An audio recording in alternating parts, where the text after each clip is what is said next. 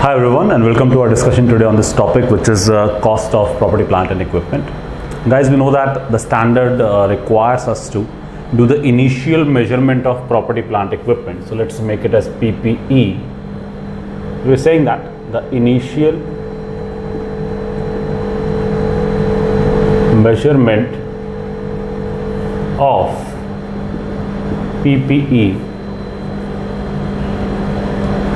should be done at cost, right? So of course this particular term derives considerable importance here. We are saying that cost of PPE comprises of, right? So what all should be included in the cost of property, plant, equipment is, of course, the purchase price, the price that you pay to buy a fixed asset, including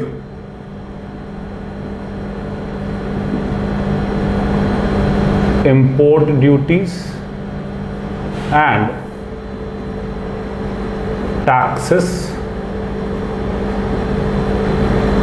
we specifically quoted as non-refundable taxes, right? After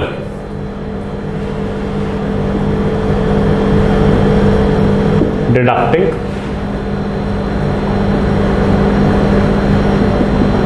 trade discount and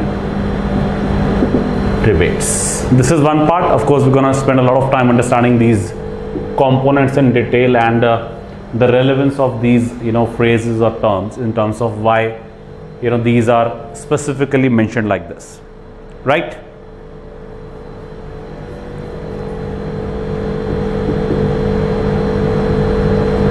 Any costs directly attributable to bring the asset to its present location and condition. Any costs directly attributable to bring the asset to the present location and condition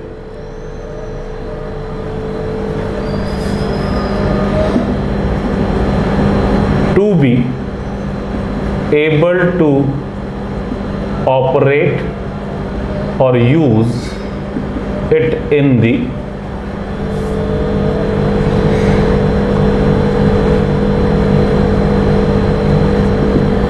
specified manner, right? So here we are talking about all those costs without which you cannot use the asset for which you bought it, right?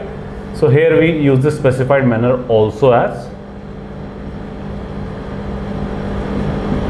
what is your intention, what is your purpose behind buying that asset? Why do you want to, let's say, use a particular asset? And then we are saying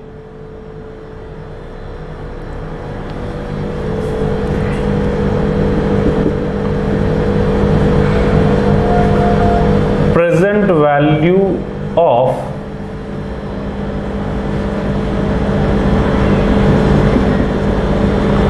dismantling costs, right? So here we use a term, an estimate, right? And these three phrases, these 3 points have their own considerable significance while valuing an asset. Let's try to understand this better. Here specifically we need to obviously kind of take into consideration something like this: the price or the purchase price is the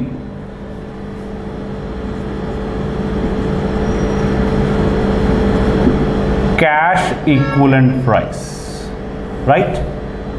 And we are all going to see in a while in terms of why these statements are being made in a particular standard under these paragraphs.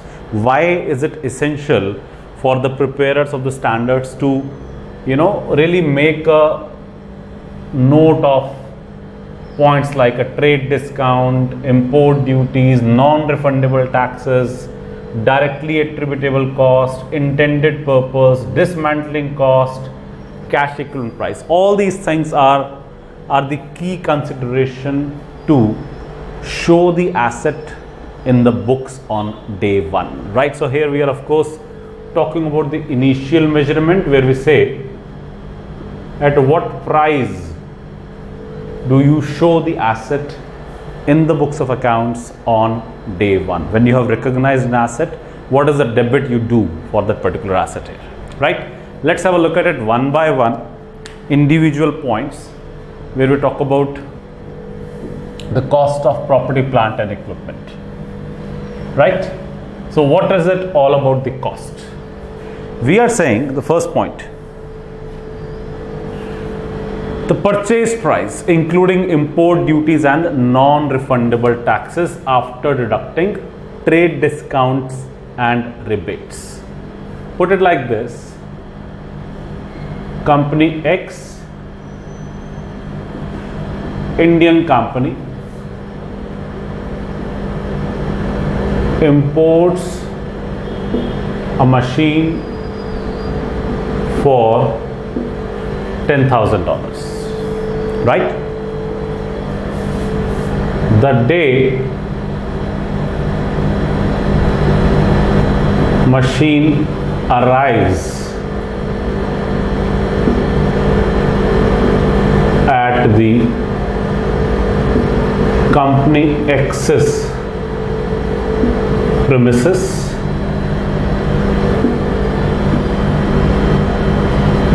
exchange rate is, let's say, $1 is equal to rupees 65. Okay, right? Company paid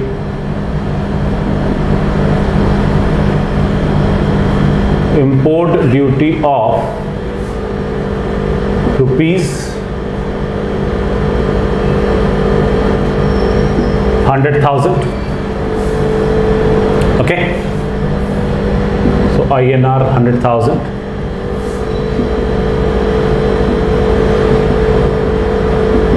Transportation of INR 30,000 from port to factory, right? And paid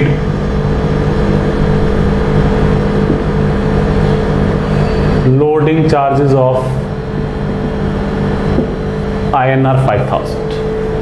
Okay, let us say here further, list price of machine was $12,000, which eventually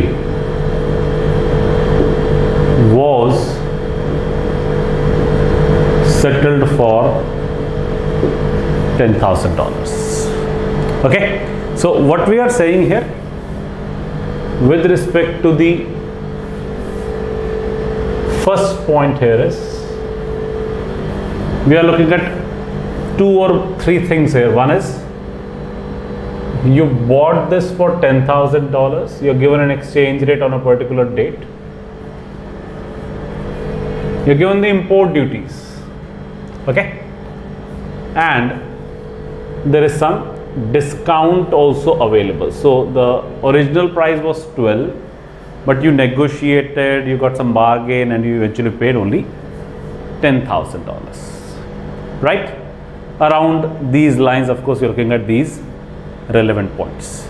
We are saying that the cost of an asset should only include the purchase price. Now, of course, just to make it a little advanced, very briefly, we are saying that you purchased or you imported a machine where there was obviously the exchange rate also involved. So when you say that exchange rate is involved, you of course will convert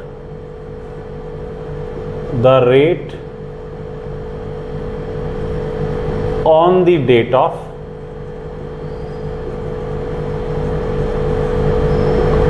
receipt of machinery, right? So whatever is the applicable rate, we have taken it 65 rupees per dollar. So of course the cost of the machine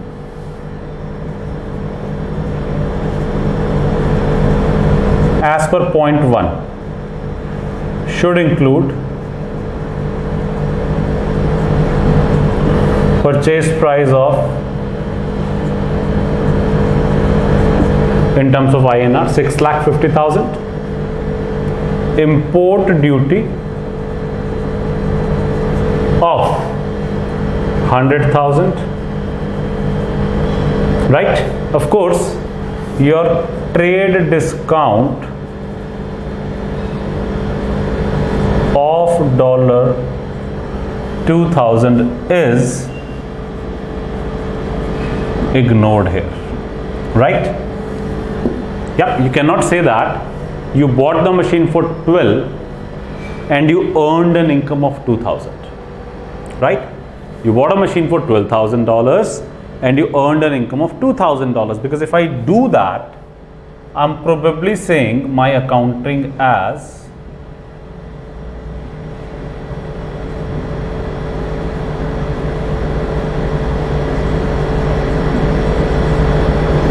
let's say if I'm purely taking it as in terms of dollars without conversion,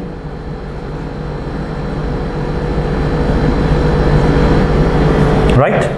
Debit property, plant, equipment, credit bank and credit discount received. So this is an incorrect entry. The correct entry of course is debit property, plant, equipment $10,000, credit bank as $10,000, right? Now look at it. How do things change here? Here you are able to showcase an income as well as show that your asset is worth $12,000, right? Effectively you only paid 10, so you cannot take this discount as your income, but would rather adjust it against the value of the asset, right? Effectively out of your pocket for the value of the asset you only paid 10, so you cannot show this 12,000 here. If you do so, you are merely overstating the assets value and the income of the company, which is of course incorrect here, right? So you need to be absolutely sure about it, that your discounts and rebates, they will not be considered here. Please bear it in mind, here there is no mention of a cash discount, which is nothing else but an early payment discount, right? So if I say in this case, the vendor has said that if you pay in 10 days, you receive $500 discount. Now this 500 has nothing to do with the value of the machine, the performance of the asset. It is rather more to do with the promptness of the payment, right? When the promptness of the payment comes, where you make an early payment, you are showcasing that as an income rather than reducing the value of the asset, right? It is just a practice where, of course, there are, marketplaces where the buyers and sellers may reach an agreement that if you pay me in 3 months time, pay 10,000. If you're able to pay in 10 days time, 5 days time, 3 days time, I'll offer you a discount, right? So you make some arrangements for that, right? You have some money or you borrow some money, you know that it's an opportunity to kind of gain some discount. $500 on 10,000 is 5%. So you might be able to arrange for funds somehow. And that arrangement of fund has nothing to do with the cost of the asset. And that is how you differentiate between a trade discount and a cash discount, right? An early payment discount. So that is something that you need to, of course, consider here, right? Another thing about the first point is that any import duties and taxes, they would only be added to the cost of the asset if these are non-refundable, right? What I mean to say here is that if the taxes were refundable,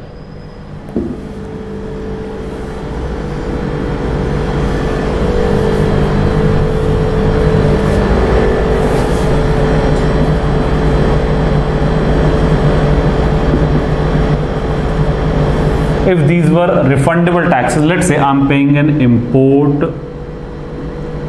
duty of 1 lakh rupees here, okay? I know that the government allows me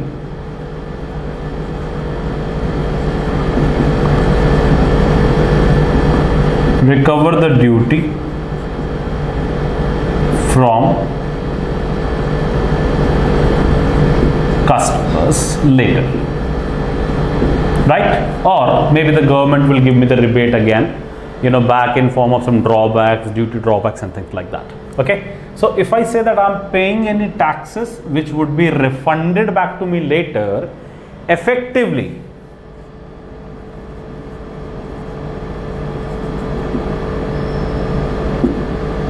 I never paid for the machine, right? So it would not be correct to say that the cost of the machine includes this import duty if it is refundable, right? Rather, my accounting entry would go like this: debit property, plant and equipment, taking a clue from that exchange rate, debit advanced paid 100,000, credit, let's say bank of 750,000 if I'm only taking into consideration the purchase price and the import duty, right? Something which is more relevant from the accounting perspective. It is kind of an advanced deposit that you have paid, and when you recover it back, effectively your out of pocket cost is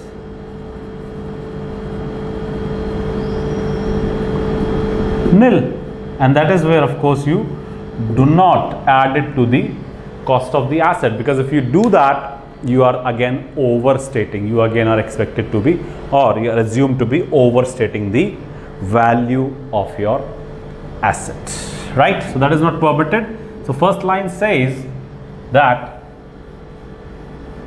you should only include the purchase price and import duties and taxes if these are non-refundable, but you should not consider any trade discounts and rebates. Of course, cash discount is treated separately as income. It has no bearing on the value of the asset whatsoever, right? The second point that comes, second point says any costs directly attributable to bring the asset to its present and location and condition to be able to operate or use it in the specified manner, that is the intended purpose. In a simplified language, all those costs without which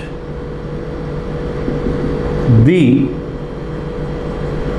asset cannot be used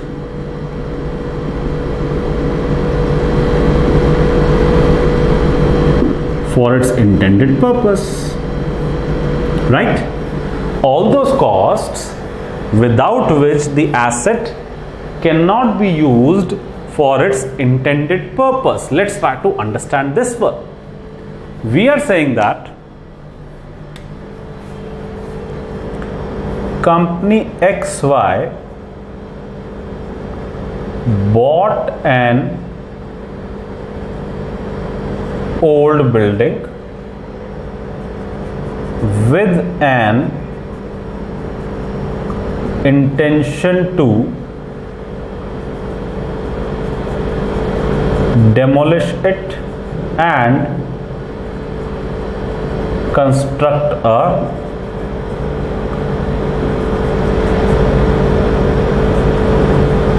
new building which is going to be used as a hotel. Think about it. You bought an old building, it's an asset, but then what you are doing with that asset, you're going to destroy that, demolish that. What after that? That you would be constructing a new building and use that building as a hotel. What does it mean? Should I call my old building an asset? Probably no. I would rather wait for the hotel to come into existence, because that is what is my intended purpose. This is what I'm supposed to do, right? So one thing is clear: until the new hotel is made or constructed, you still call the investment in the building as capital work in progress. You cannot show to your investors, shareholders, that you have actually made the hotel already, that you have an asset which is working, which is in workable condition. You would rather show it as a part of capital work in progress. But then once that hotel is made, the cost of the hotel will include all those costs without which the hotel cannot be operated in the intended manner. These are all the directly attributable costs, right? What does it mean? We are saying that the cost of purchase of the hotel.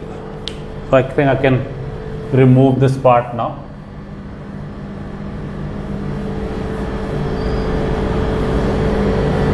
Maybe even the first part, can kind of get back to this again. We are saying that the cost of the hotel will include purchase price of old building plus legal fee for registration, any title search fee. Okay, apart from that, cost of demolition of old building plus construction cost,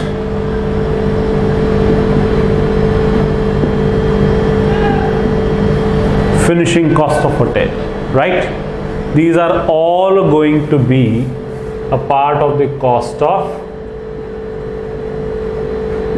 new hotel, right? Think about it like this. Without incurring these costs, you cannot use the asset and achieve the benefit. So if I say that you have been incurring these costs, so let's say this is year 0 when you purchased old building, and at the end of year 3 you made the new hotel. Okay, so we are saying that when you purchase this old building today and in 3 years you made the hotel, you incurred all these costs, right? The benefits attached to these costs will only arrive in future, right? Which means what? Ideally, from the matching concept,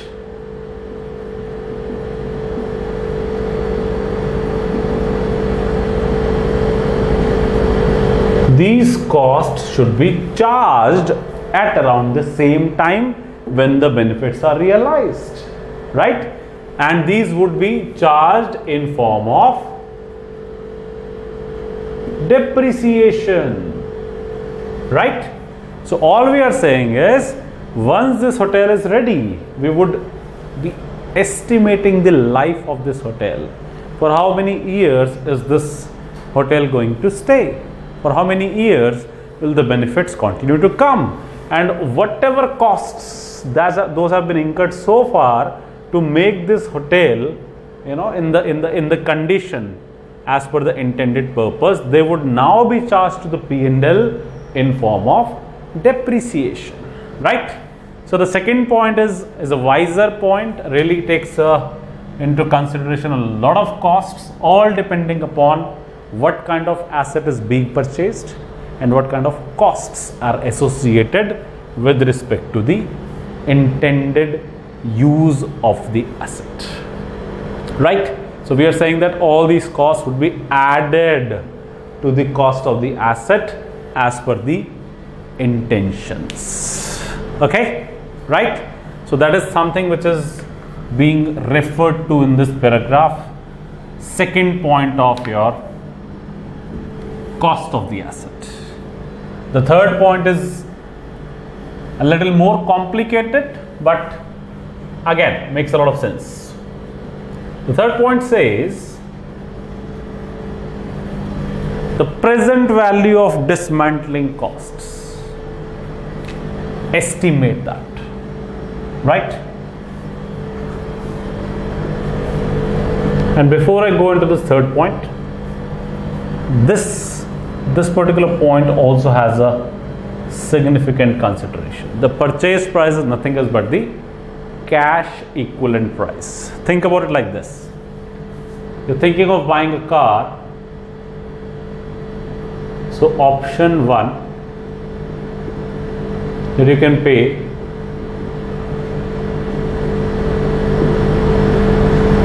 cash down at $10,000, right? But then there is another option given by the company where it says,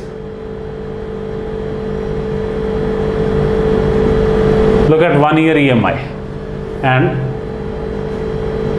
the total amount you pay is $12,000 spread over 1 year. Option 3, 2 years EMI, it comes to $15,000. Option 4, let's say for the sake of it, 20 years EMI, and now you're paying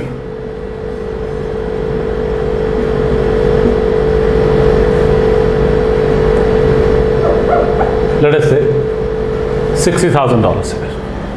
Okay, now imagine, am I saying the cost of the car here is 10,000 12,000, 15,000 or 60,000. Bear it in mind, it's the same car. Does the value of the asset increase just because you are delaying the payment? This is nothing else but deferment of the payment, and because of this deferment, you are paying extra. You're not paying extra because the asset's value is increasing. You're just paying extra because you're delaying the payment, and this is nothing else but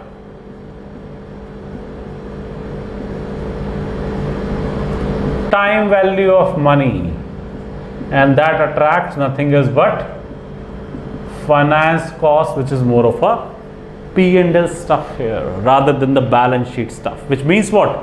At any point in time, the cost of the car will be $10,000 only, right?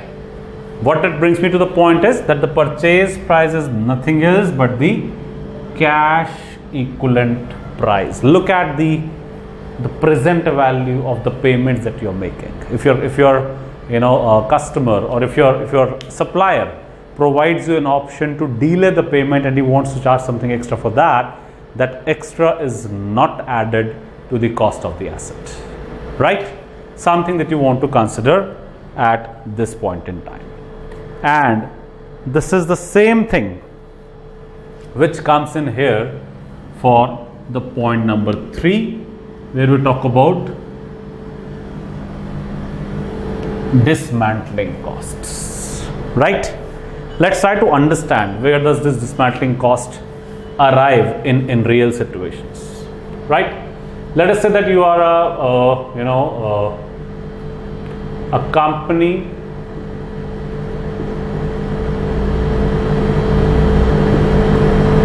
operating ships. Okay, so you're into the business of, let's say, running these ships as a vehicle for carrying the goods, so something of that sort, between countries, of course, across destinations. So when I say that the company operating ships, so company XY buys a ship at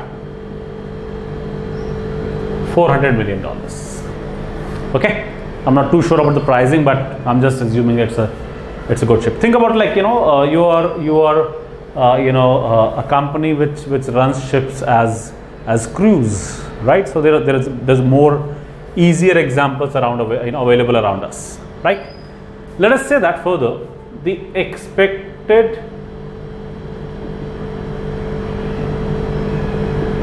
useful life of the ship is maybe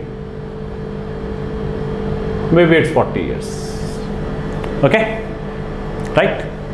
Now, of course, I mean, if I just look at it very simply, straight line,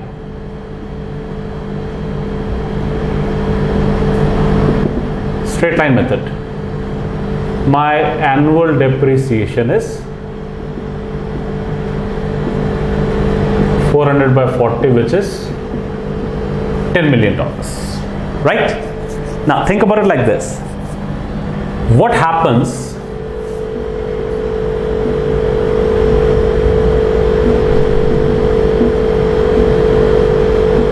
after 40 years?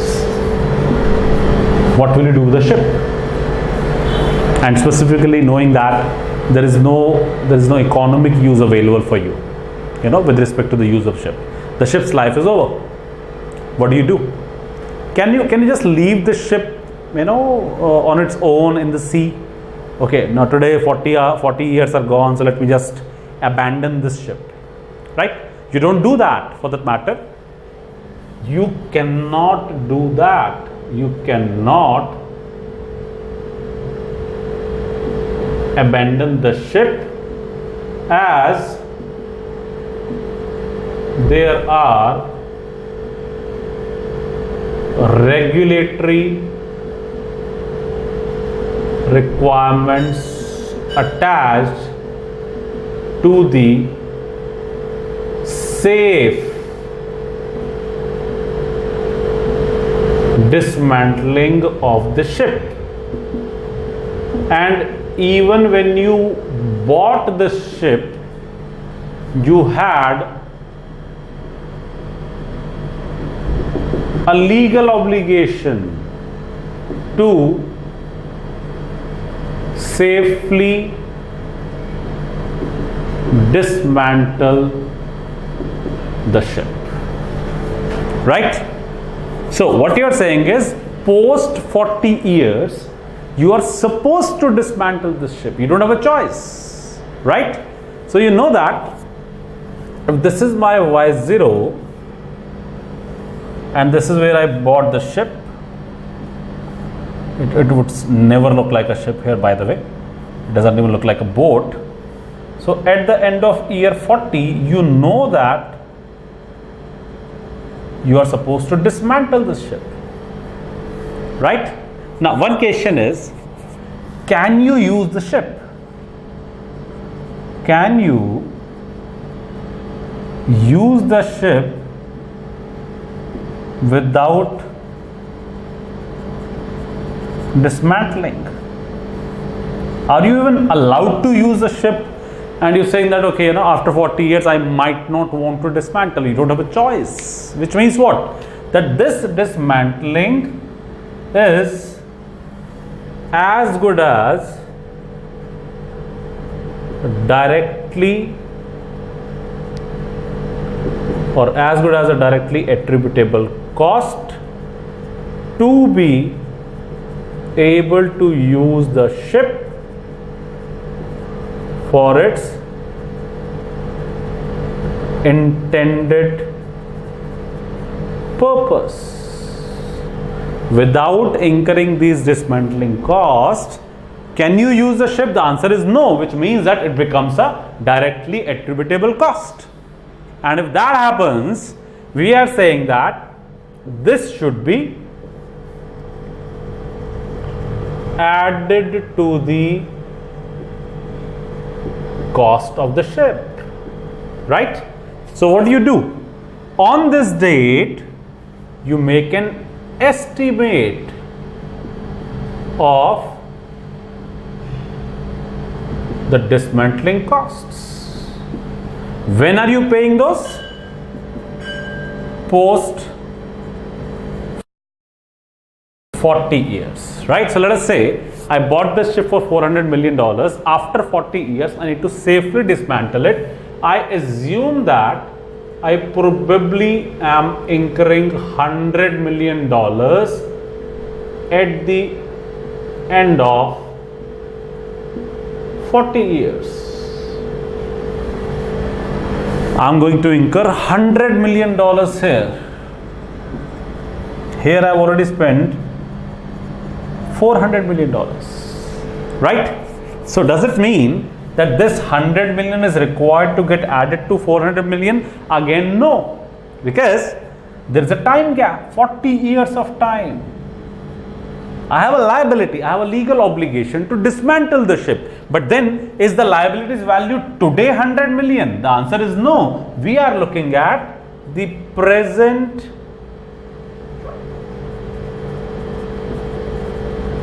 value of that, and that is where this present value is added to the cost of the ship, right? So how do we do that? We look at a discount rate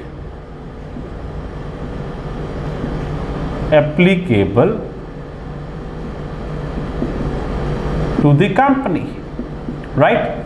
There is nothing else but more of your weighted average cost of capital, right? So you determine that, take this cash flow of $100 million which is going to be spent after 40 years, take the present value of that and add it to the cost of the asset. So the way it's going to work is, let us say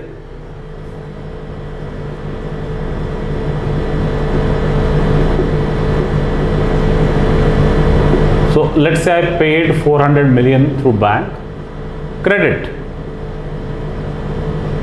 provision for dismantling cost, let's say, just to make it easier, it comes to $10 million, right? I've just discounted with, a hypothetical rate, taking an approx value of $10 million, which means what? That my ship is worth 410 million. I've just added what I paid and my present value of these dismantling costs. Okay, right? So this particular ship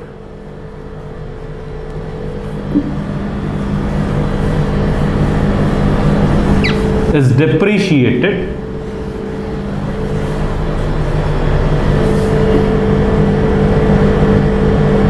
annual depreciation is 410 divided by 40, which is 10.25 if I'm not wrong, right?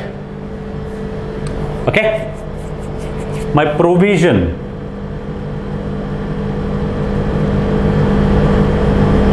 increases over the 40 years and is derecognized after 40 years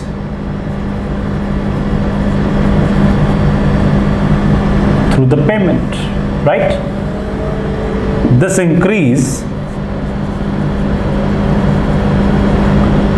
is charged through P&L as finance cost. So if I say that, for example, let us say my discount rate was 4%, although of course 100 million discounted 4% for 40 years may not come at $10 million. But then what we are saying is, this is my day one. At the end of year one,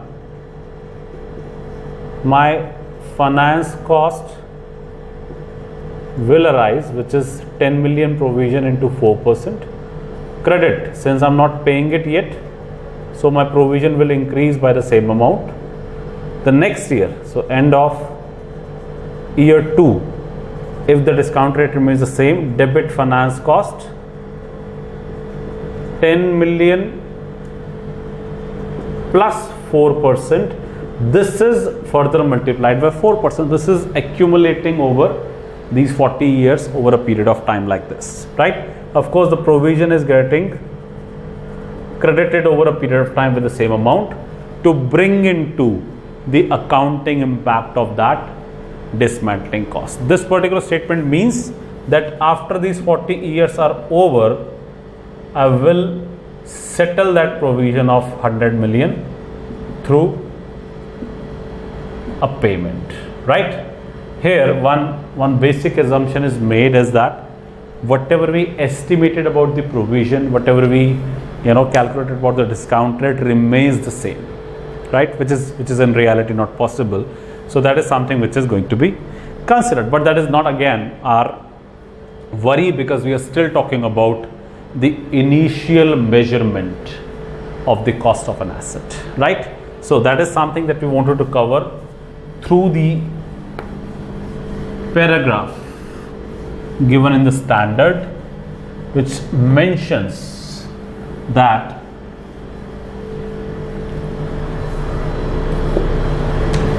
the initial measurement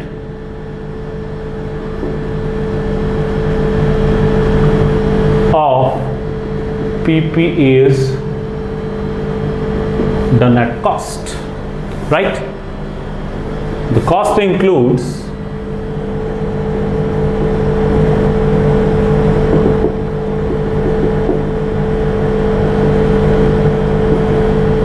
purchase price,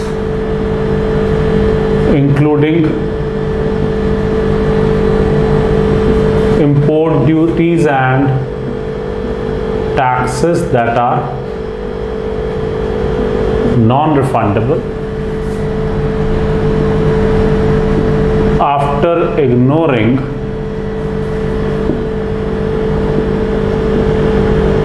trade discount and rebates, of course not cash discount, right? Costs that are directly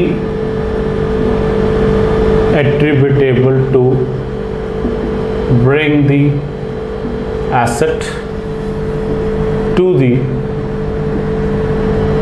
location and condition necessary for its intended use, and then we said the present value of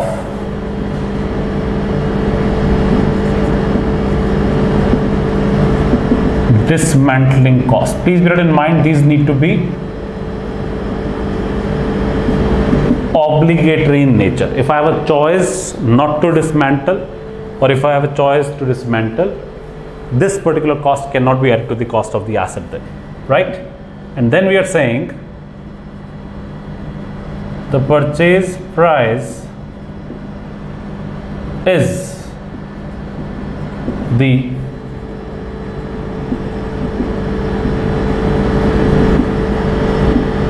cash equivalent price here, right? This is something which is the crux of this accounting standard, where we talk about, of course, the initial measurement of the asset under, let's say, the cost principle. Then there are, of course, different ways in which these costs can be measured. For example, we talk about assets under exchange, assets under business acquisition, assets through government grants and things like that. So those things would have different implications and the accounting treatment, but precisely for this particular paragraph, we really want to kind of be absolutely sure about what is the meaning and references of these individual statements under the accounting standard. Good so far, right? That is something which we wanted to cover today's session. Thank you very much. So keep watching these videos and have a good day. All the best.